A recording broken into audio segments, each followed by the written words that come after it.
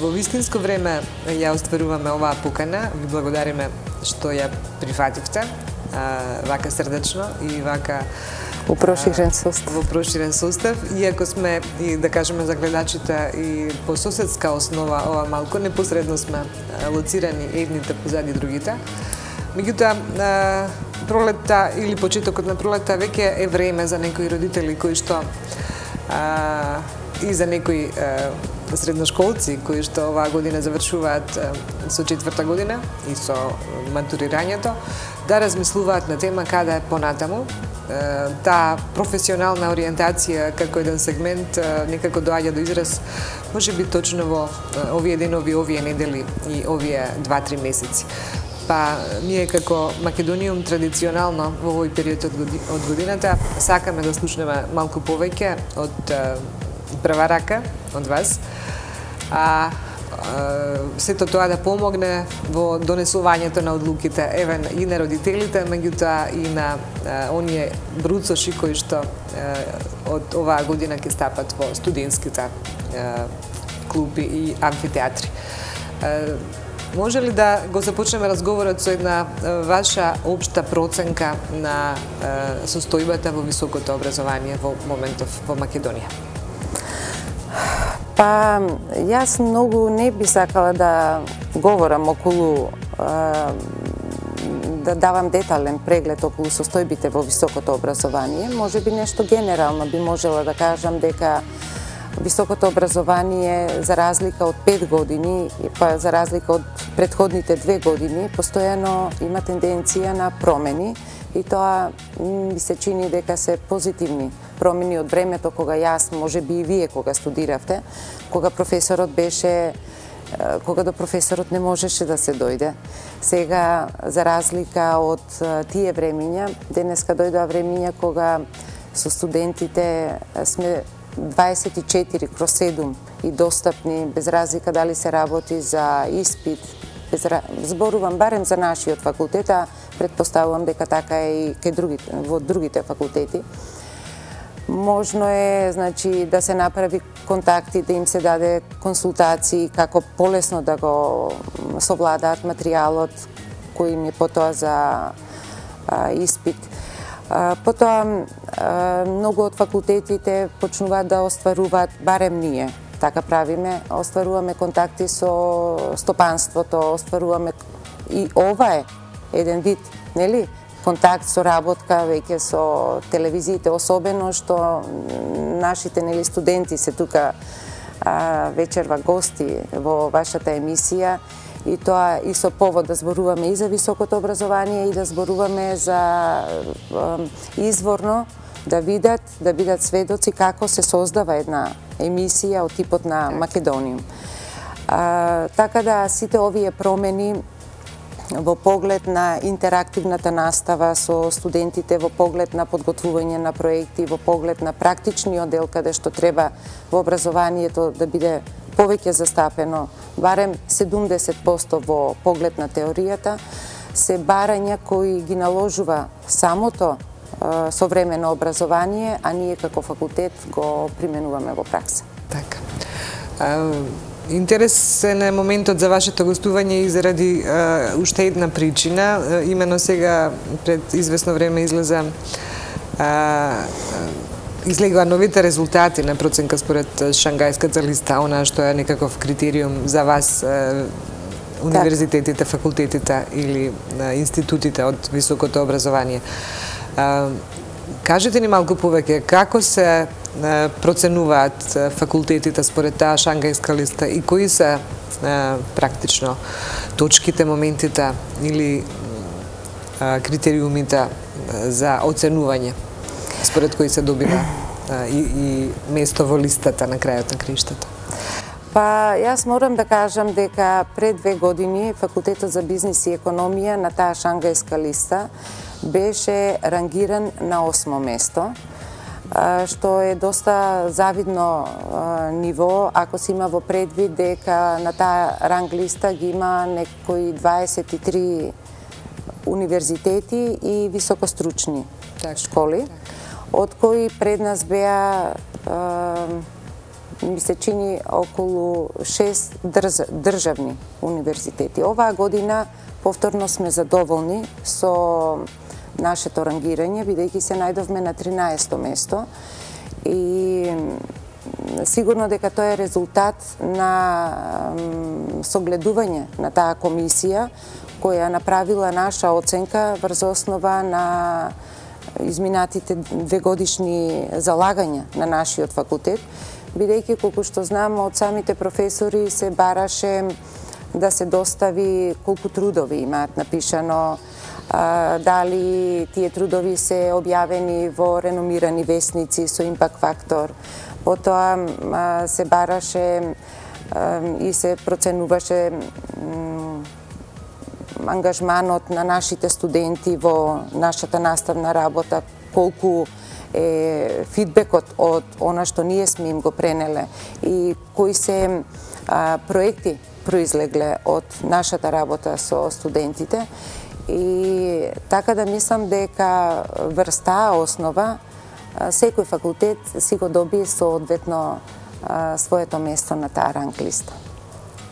Јас сум студент на 3-та година на факултетот за бизнис економија и сакам да кажам за нашиот проект измината во претходната година, како дел од предметот интегрирани бизнис системи, основавме виртуелна компанија, каде што имавме за цел да ја креираме таа компанија и да креираме еден производ кој ќе потоа, значи ние ќе го креираме, ќе основаме компанијата, потоа тој производ ќе го продаваме и со цел да оствариме профит и доколку сето тоа биде успешно, потоа ја затвараме компанијата и тоа е како еден дел од тој предмет, а пред тоа исто така изучувавме за сите основни делови за како се основа компанија, деловите кои се, значи како се затвора компанијата, потоа значи во компанијата кој има какви заложенија, нели секој од нас бевме поделени во групи, каде што секој извршуваше одделни заложенија. Како, например, имавме дел што беше заложен за маркетингот, дел беше заложен за менеджментот на човечки ресурси, имавме директор назначено, имавме секретар, сето тоа беше опфатено и многу успешен беше целиот проект. Сето тоа и од многу од тоа научивме, исто така научивме како се креира бизнис план, што понатаму ќе ни користи во понатаму после завршувањето на факултетот, веројатно во работата, така. Ајде конкретно за вашиот факултет, за факултетот за бизнис и економија. Прво, можеби да спомнеме кои насоки се можни на еден средношколец кој туку што завршува и размислува каде да се запише. Значи, кога би дошол на вашиот факултет, кои насоки, кои опции ги нудите, кои полиња, кои области и што се како можност, нели, за избор? Така. Идните студенти може да одберат помеѓу повеќе насоки и тоа оние кои се во моментов најатрактивни, барем така покажуваат нашите податоци, дека тоа е маркетинг менеджмент смерот и финансиски менеджмент смерот, но имаме и студенти во помал број кои се запишани на насока регионален локален бизнис развој и насоката на одржив развој. Инаку, тоа што се однесува за студентите, за идните студенти. А студентите кои веќе завршиле некаде на некој од факултетите или нашиве кои дипломираат, имаат можност да се запишат на Институтот за бизнис и економија, кој ги покрива постдипломските студии и докторските студии, и тоа исто така од насока од финансиски менеджмент, банкарство, одржлив развој, така натаму. Да, кога спомнувате одржлив развој, тоа е еден сегмент кој од секогаш звучал многу интересно и за луѓе што се занимаваат со маркетинг, економија и финанси, меѓутоа и за луѓе кои воопшто не се занимаваат со такви теми. Особено ако живеете во Македонија и во вакво обкружување и политички услови од обкружувањето какви што ние имаме како држава. Што значи тоа одржлив развој кога ја имате Македонија на памет? Па, кога се има Македонија на памет, одржлив развој значи да ги покрие компанијата и индивидуалецот трите аспекти на одржлив развој, односно економскиот, финансискиот и социјалниот аспект. Тоа значи дека компаниите настојуваат да ги покријат овие аспекти и ми се чини дека во многу скоро време ќе дојде законската обврска тоа да го направат, применувајќи некои од стандардите кои ќе гарантираат дека одржливиот развој дека тие го поддржуваат одржливиот развој на Македонија од аспект да не ја загадуваат животната околина, да не влијаат негативно на луѓето кои живеат во Македонија, дали е тоа преку вода, дали е преку воздух. И на тој начин да го остваруваат својот економски раст и просперитет. Во рамките на предметот интегриран бизнис пристап формиравме производ уникатно стаклено шише. Името на компанијата беше Unique Bottle или уникатно шише на македонски.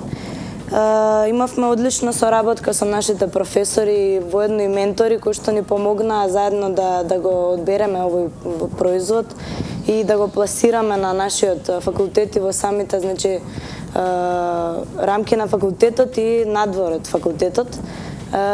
Имаше дел во кој што имавме емисија на акции кои што беа продадени околу 83 чином дека акции во рамките на факултетот и надвор, за кои што истите беа продадени по цена од 100 денари и беше одличен почеток за финансиски да може да почнеме соработка на компанијата.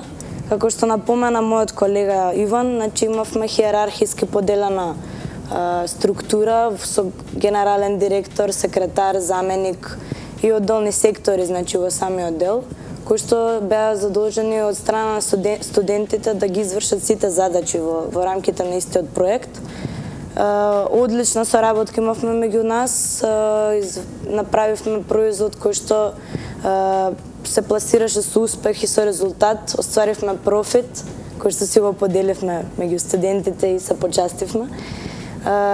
И беше одлично дружење двамесечно и беше супер проект кој што чинам дека ќе ни користи понатака во животот, во пракса, како да се снајдеме со вистински проблеми, финансиски и тимска работа. Бидејќи живееме во еден глобален тренд на враќање кон природата, кон органската храна, кон сеење повторно на сибиња кои сме ги заборавиле и така натаму, се во таа заштита, општо хумана колку може од сите штетни влијанија по човечкото здравје. Ова со одржливиот развој и Македонија може да се аспектира и од таа призма и од таа гледна точка, во смисла дали Македонија, кога ја анализирате од ваш стручен агол, би била доволна сама по себе одржлива кога би произведувала само органска храна, например. Тоа се, свесна сум дека се тоа анализи или проекти може би за еден цел тим на луѓе од вашиот факултет кои би работела на тоа долго време, меѓутоа вака првично и кратко, како ви изгледа еден таков проект?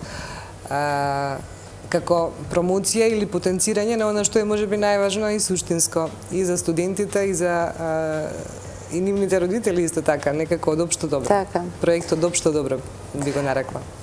Па можеби на ова прашање би можеле да одговораат експертите, нели, професори и практичарите кои се занимаваат конкретно со ова област, нели, одржив развој, некој таков проект каде што Македонија со производство на органска храна би била сама по себе одржлива. Јас морам да признам дека во тој дел би се вклучила во делот на маркетингот, затоа што сепак го покривам, нели, делот од маркетинг. Но една слободна моја проценка во поглед на тоа ништо не е невозможно. Следното наше гостување кај вас ќе биде започнување на некој ваков проект кој ќе биде инициран точно од вашиот факултет, зашто мислам дека е крајно време некој да го сврти вниманието на такви практични теми кои многу би значеле на крајот на криштата. Да. Јас овдека би ве дополнила само околу свртувањето на вниманието од страна на нашиот факултет, затоа што нашиот факултет го иницира меѓународното списание Одржив развој, журнал за одржив развој, во кој доста професори и практичари пишуваат во тој вестник за тој журнал, и тоа од темите кои тие ги обработуваат. Без разлика дали се работи за финансиски теми, за економски теми, за некаков глобален просперитет, за инаку бидејќи е тоа меѓународно списание, авторите на овој вестник се и од Македонија и од повеќе земји кои даваат своји видувања токму на оваа тема. Така да не е невозможно да се иницира некој таков проект. Дел од проектите кои што се на нашиот факултет е едно истражување кое што го направивме на терен, кое што беше за цел имаше, значи, да истражиме колку е нашиот факултет препознатлив за студентите кои што се запишани на другите факултети или кои што имаат за цел да се запишат на некој од факултетите. Самата тема на истражувањето беше да се види препознатливоста во поглед на билбордите, рекламите или самото пренесување од збор на збор, од пријател на пријател, како за препознавање на факултетите.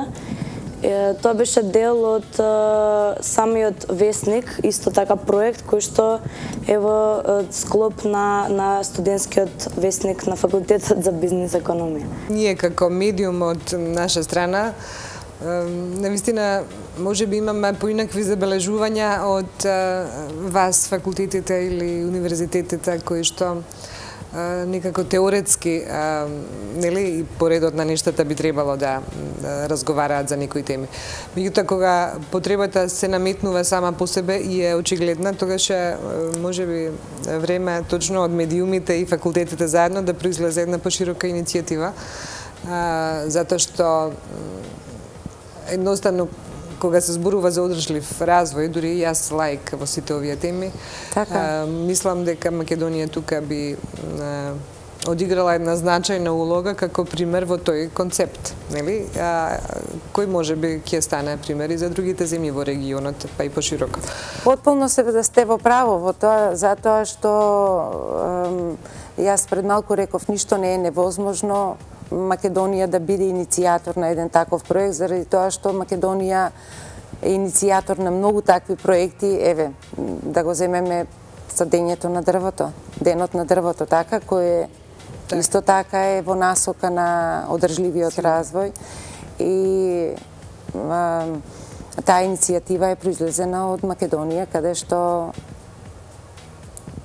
тимот, македонски тим работеше и ја пренесуваше пораката во целиот свет како треба да се негува природата.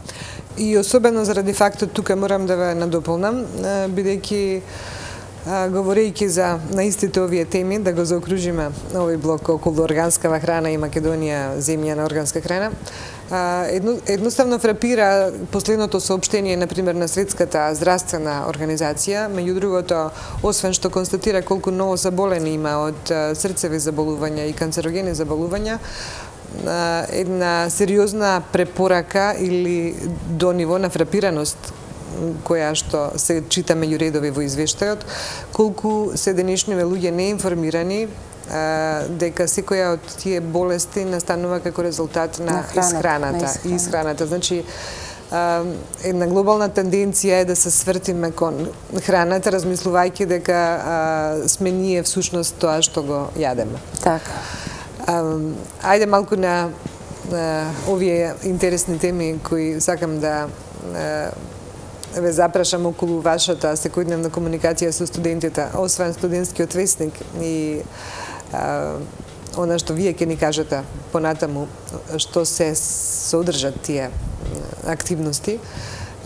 Сакам да ве прашам дали е сменат концептот на проценка на знаењата кај студентите. Во онаа смисла, нели, велите сами кога ние студиравме, се одеше, се влечеа 3 прашања и се одговараше на 3 прашања, знаете, не знаете, паѓате или одите понатаму. Во последно време читам или можеби тоа секоја година се поинтензивно се говори дека денешниве деца помалку знаат заради тоа што се тестираат на заокружувања, знаете, па тоа може да се погоди и од тепка. Тоа не е соодветен начин да процените, нели, колку знаење има тој студент или начинот на репродукција на наученото е можеби поинаков. Едно такво согледување, бидејќи навистина и тоа ќе ги интересира студентите, идните студенти кои ќе сакаат да се запишат на вашиот факултет. Во врска со ова ваше прашање би се задржала на 2 аспекта.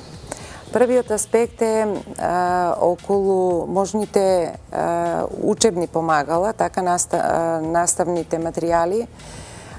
Во нашиот факултет се сите објавени на нашата веб страна со можните прашања заедно од материјалот кој се предава за време на часот. Значи, оди главата која се предава на часот, со дискусиите, со студиите на случај и одма покрај неа е прашалник со прашања кои се поврзани со таа глава.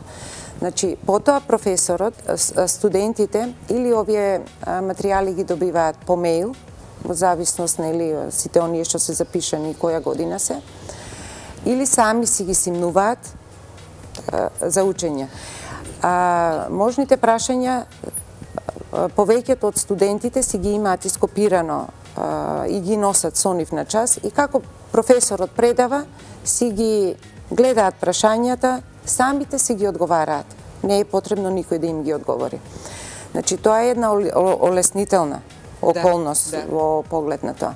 Инаку, на ова друго прашање, што рековте, со заокружување, па дали имале среќа или немале среќа, па добиле некои позитивни поени кои ќе ги доведат до позитивна оценка. Значи, прашалниците се комбинираат од овие прашања кои ви реков, кои се објавени како можни прашања, во кои има и есејски.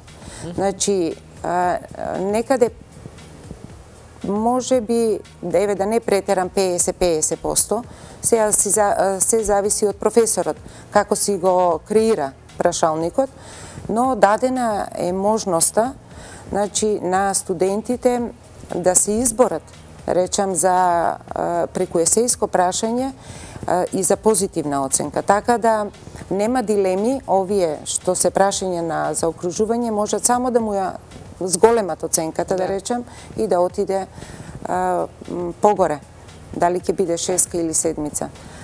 Прашалниците исто така содржат и студии на случај, кои пак ќе речам зависи до желбата на професорот, дали да го стави во некоја испитна сесија или не.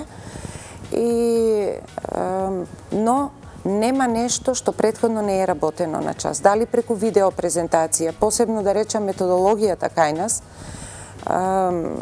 зборам од мој аспект, но повеќето од професорите, бидејќи се си зависи и од предметот, дали е можно тоа така да се покрие или не.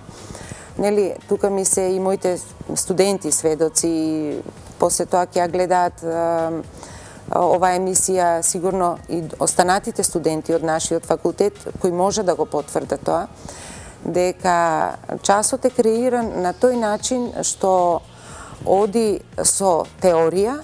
Теоријата е веднаш покриена со видеосторија од некоја студија на случај, од некоја компанија која е позната во светот, или да речам бараме на интернет за некоја наша компанија, каде што теоријата ја гледаме преточена во работата на таа компанија и нормално дава позитивни резултати, и после тоа повторно се дискутира за таа компанија, се размислува за да дадат студентите свое видување. Така. Ние имаме предавања од понеделник до петок по кај секој професор.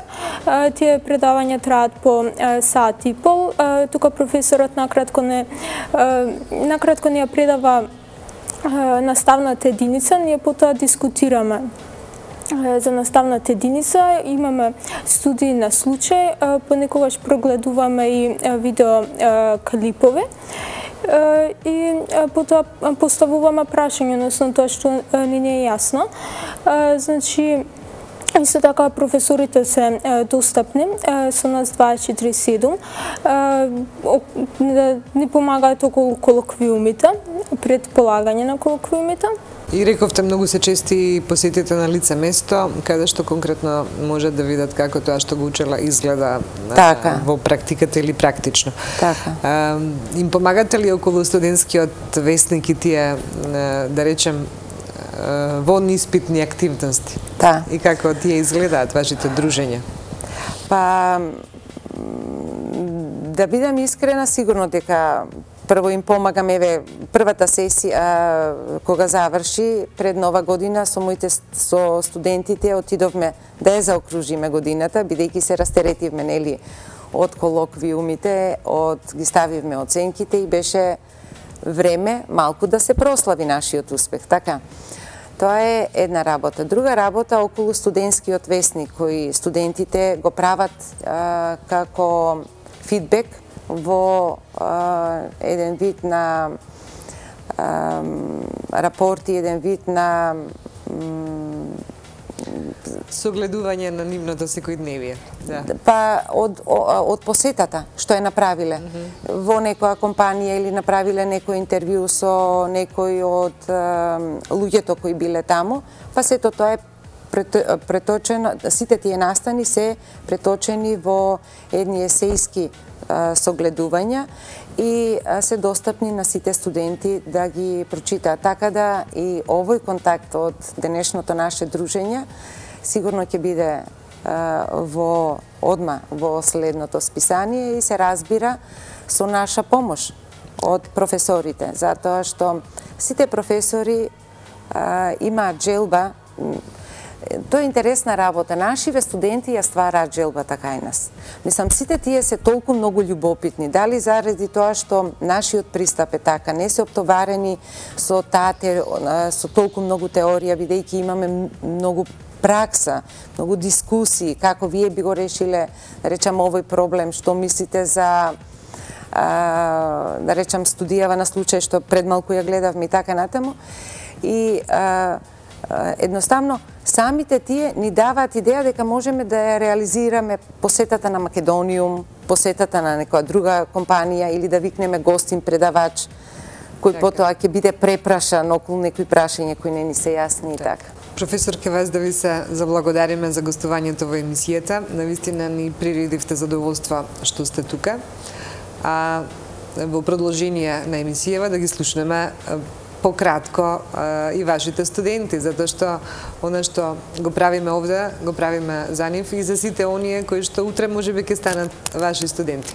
Како и да ви посакувам многу успех во понатамошната работа и во таа квалитетна комуникација професор-студент.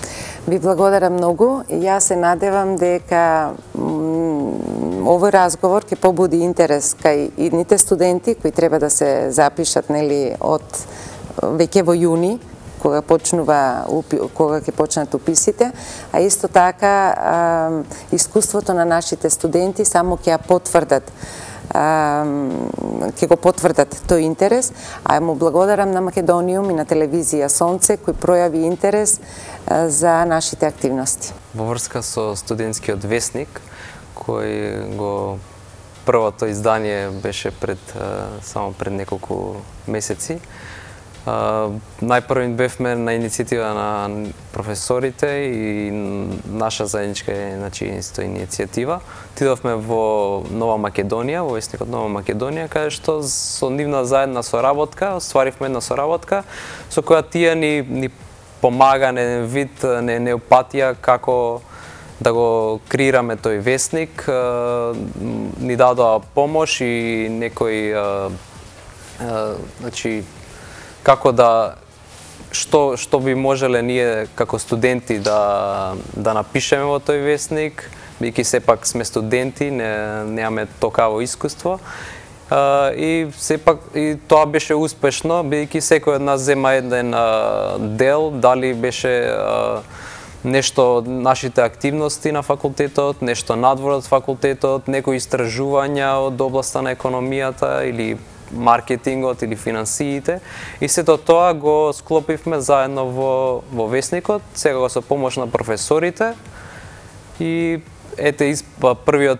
првото издание беше успешно и се надеваме и понатаму ќе излага тој весник, а секако и дел емисијава што нашата посета во вашата емисија исто ќе има во новиот број на студентскиот весник.